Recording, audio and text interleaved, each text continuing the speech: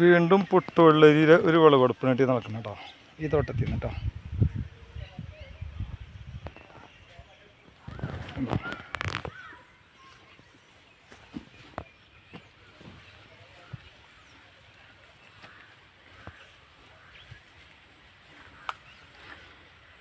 അടുത്തത് ഈ തോട്ടത്തിൽ നിന്ന് പൊട്ടിക്കാനായി തുടങ്ങിയിട്ടുണ്ട്.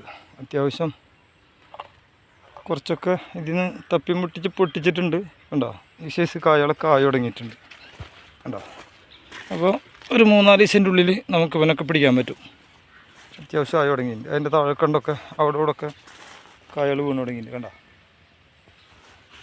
അപ്പോൾ ഇതാണ് പൊട്ടുവെള്ളരി കൃഷി.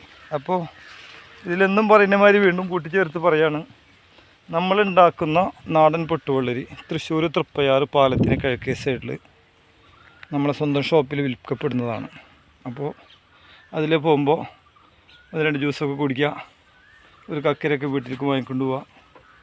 അങ്ങനെയൊക്കെ വാങ്ങിയിട്ട് കുടുംബത്തിലുള്ളവരെ ശരീരമൊക്കെ ഒന്ന് തണുപ്പിക്കുക, അത്രേ വേണ്ടൂ. ഓക്കെ.